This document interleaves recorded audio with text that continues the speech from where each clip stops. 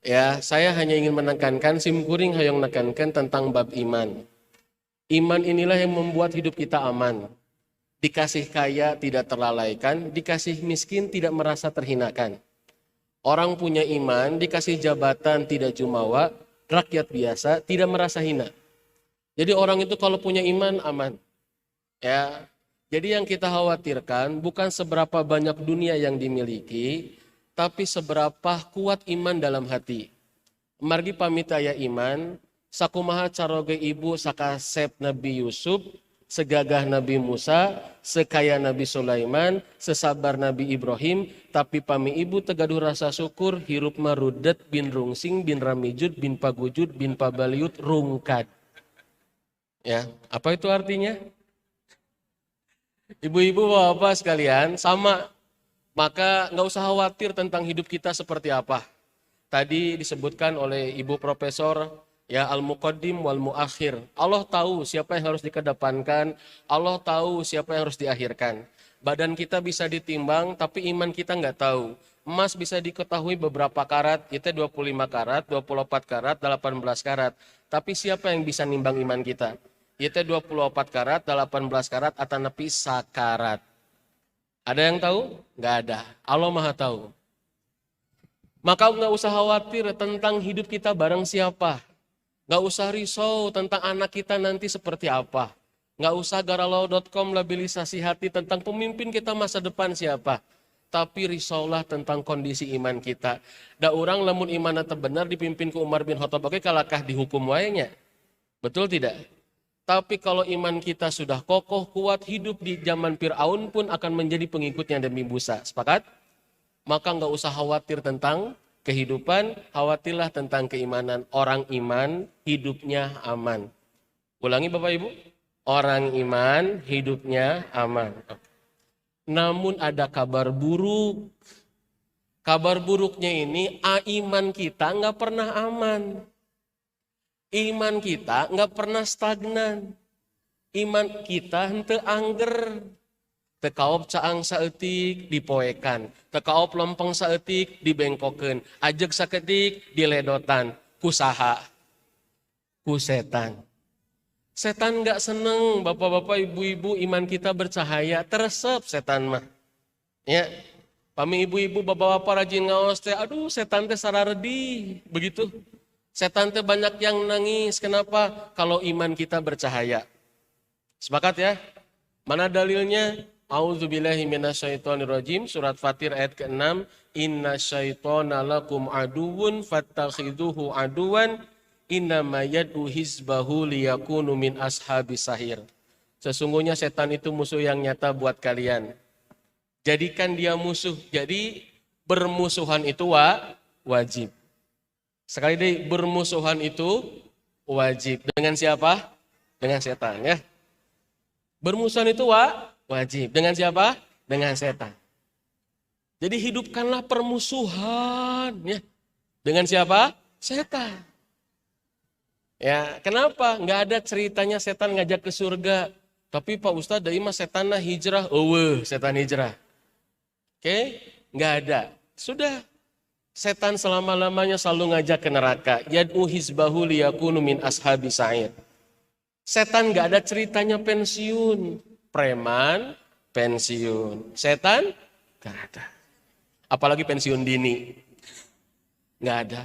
Atau setan minta resign ke iblis. Iblis capek ngagodak si bapak ieu mah subuh ke masjid wae. Rek eureun we ngagodak si bapak ieu mah. Nggak ada ceritanya setan minta resign ke iblis. Nggak ada. Oke. Bu capek ya kata setan ngagoda ibu mah aduh rajin ngaos dikir teka kantun subhanallah ka majelis talim rajin kata setan kemudian setan minta resign ke iblis nggak ada. Tapi kalau setan gembrot sama setan ceking kata Ibnu Qudamah ada ceritanya. Seperti apa dan bagaimana? Saksikan episode berikutnya. Mantap. Bapak Ibu sekalian ya terlahir iman kita nggak pernah aman. Gimana tuh caranya? Jangan sendirian. Jangan sendirian. Nggak ada ceritanya menang sendirian itu nggak ada. Rambo oge teu sorangan. Nggak ada ceritanya Muhammad Rambo, Abdullah Rambo mal aya ya. Nggak ada ibu-ibu, bapak-bapak, orang menang sendirian. Nabi Muhammad, ada Abu Bakar, Nabi Musa, ada Nabi Harun, Nabi Ibrahim, ada Ismail, Nabi Isa, ada Hawariyun. Siapa yang sendirian? Sendirian itu berat. Biar mereka saja. Ibu-ibu, ATM aja bersama. Kamu sama siapa? Segitiga sama sisi, kamu sama siapa? Ayo. Ayo bunda sekalian, bapak ibu, jangan sendirian. Itulah hikmahnya kenapa dalam Al-Fatihah iyyaka na'budu wa iyyaka nasta'in. Ini yang menjadi inti surat Al-Fatihah.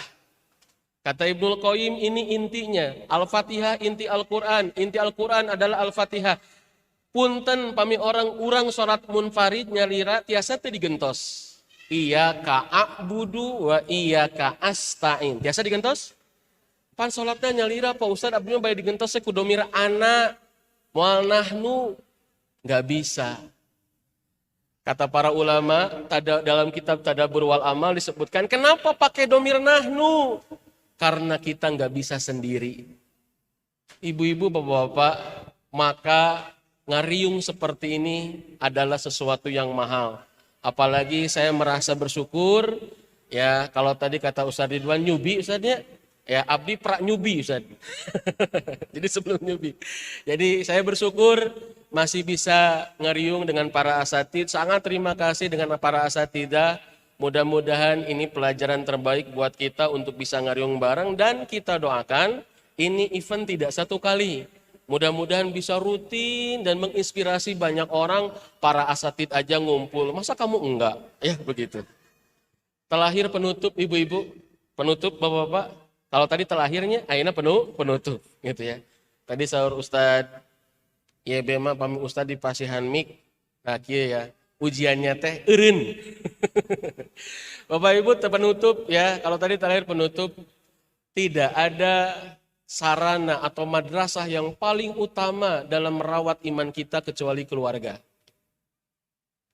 Oleh karena itu, keluarga punya perhatian besar dalam Al-Quran, terutama para ayah. Kalau tadi Ustaz Ridwan menyebutkan kebutuhan ibu-ibu betul 20.000 kata sehari semalam. Bapak-bapak itu teh 20.000 kata sehari semalam teh paling pendiam Ustaznya. Apalagi ibu-ibu yang punya jiwa marketing, wah bisa berkali-kali lipat ya. Wilujeng, bapak-bapak wilujeng stres ya begitu. Ibu-ibu, bapak-bapak, tapi sarana yang paling kuat ketika bab keluarga adalah ayah. 14 komunikasi dalam Al-Quran antara orang tua dan anak dan ayah menempati 11 tempat dari 14 tempat itu.